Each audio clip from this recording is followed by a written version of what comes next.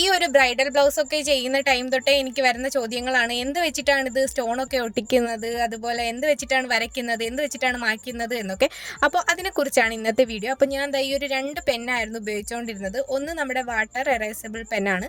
അപ്പോൾ ഇത് വെച്ച് നമ്മുടെ കുർത്തിയിലൊക്കെ ഇതുപോലെ ഡിസൈനൊക്കെ വരച്ചു കൊടുത്തതിന് ശേഷം നമുക്ക് വെള്ളം വെച്ചിട്ട് ഇതുപോലെ ഒന്ന് മായ്ച്ചു കൊടുക്കുമ്പോൾ നമ്മുടെ സാധാ പച്ചവെള്ളമില്ലേ, അത് വെച്ചിട്ട് നമുക്കിങ്ങനെ സിമ്പിളായിട്ട് റിമൂവ് ചെയ്യാൻ പറ്റും. പക്ഷേ ഇതിൻ്റെ സ്റ്റെയിൻ പോവില്ല. അതിൽ കുറച്ച് കഴിഞ്ഞ് അത് ഉണങ്ങി കഴിയുമ്പോൾ ഇതിൻ്റെ സ്റ്റെയിൻ അതിൽ തന്നെ കാണും. അങ്ങനെ എനിക്ക് നല്ല പണി കിട്ടിയിട്ടുണ്ട് കേട്ടോ. ഷിഫോണിൻ്റെ മെറ്റീരിയലും അങ്ങനെ തന്നെയാണ്. പക്ഷേ ഈ ഒരു പെന്നില്ലേ, അത് കിഡിലൻ പെന്നാണ് കേട്ടോ. ഇത് വെച്ചിട്ട് നമ്മളിങ്ങനെ ഡിസൈൻ വരച്ച് കൊടുത്തിട്ട് നമുക്കിത് മായ്ക്കാനായിട്ട് ഒരു സിമ്പിൾ വഴിയുണ്ട്. ഈ ഒരു ഹെയർ ഡ്രയർ വെച്ചിട്ട് നമുക്കിതുപോലെ സിമ്പിളായിട്ട് ഇത് മായ്ച്ചു കൊടുക്കാൻ വേണ്ടിയിട്ട് പറ്റും.